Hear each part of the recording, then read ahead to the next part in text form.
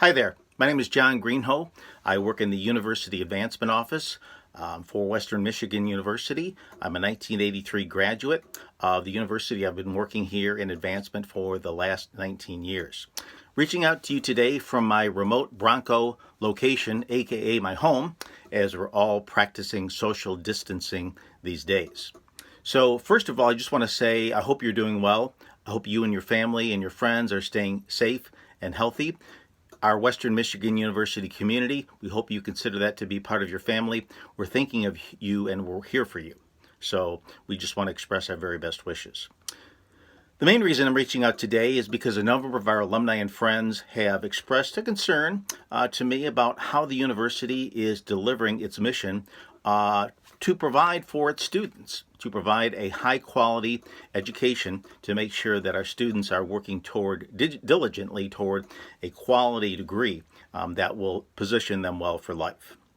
So want to make sure that first of all that you know our students are safe. Of course, they're home, and that we have totally disinfected all of the dormitories for when the students do come back, but we want to make sure that they're absolutely safe before they do that.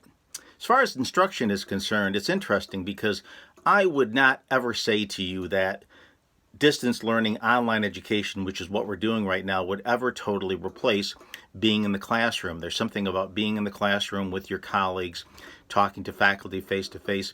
You can never replace that. Being there is certainly number one as far as I'm concerned. Having said that, we're doing pretty well with online learning, aka distance education.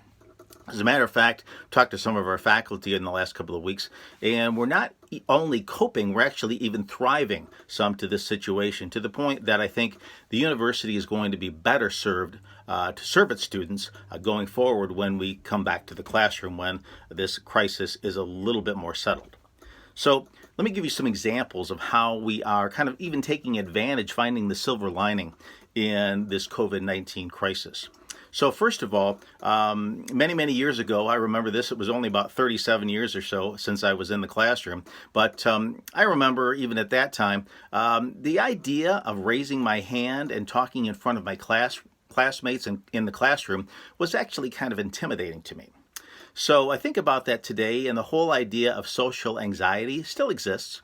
And one of the faculty members I talked with recently said, "It's interesting, John, that more students in the online environment are actually willing to participate. They will participate, and the question is why."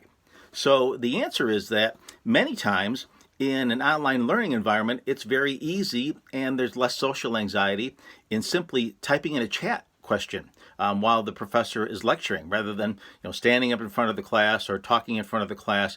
And so what we're actually seeing is, in many cases, we're seeing more student participation, which is really exciting.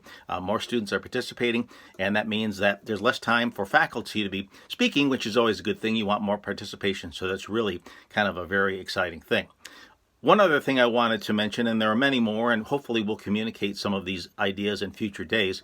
Another idea that has come forward, and I've talked to some faculty about, is the whole concept of experiential learning, where individuals, students are not in the classroom, they're on internships, they're on field trips, etc., and there are opportunities to learn new ways in this manner. So I was talking with our biology chair, and he mentioned the lab work that biology students have to do as part of their coursework. Well, as you know, biology is all about really studying the body, studying the human body in particular, in this particular area of discipline. And students have to learn about the body, and one of the ways that they do that would be through the dissection of a human cadaver. So students have an opportunity to do that, and they learn about the human body because of that. So when a student does that, they get one shot at it. They have this body, and they dissect it, and they look at the organs, they look at the condition of the body. In an online virtual reality environment, the faculty member pointed out to me that, hey, this student can do virtual dissections. They can look at individuals maybe who are suffering from different diseases, and they can learn their impacts on different ways that they can really affect the body. So from that perspective, they're learning some new things, and that's really exciting. Again, you don't replace the whole idea of being there in person and seeing it with your own eyes, seeing it live, actually using your hands to touch and see what's there. But there are some advantages to it. So it's actually pretty exciting. And like I say, those are just some examples of how we are, I think, effectively fulfilling our mission. So I'm really excited about that. I hope you are too. So I just want to wrap up by saying that I'm here for you. I really want to say I appreciate everything that you do for the university, for your financial support, for your just enthusiasm about Western. And I'm here for you. If you'd like to do a video chat, just like this, I'm actually learning a little bit about video conferencing and so forth, more than I've ever known, or even an old-fashioned phone call. I would be happy to chat with you and talk to you about some of the things that are happening at the university. Some of us have a little more extra time on our hands these days, so this would be an opportunity to connect. But regardless, look forward to giving a little bit more information in the future. And thank you again. Go Broncos.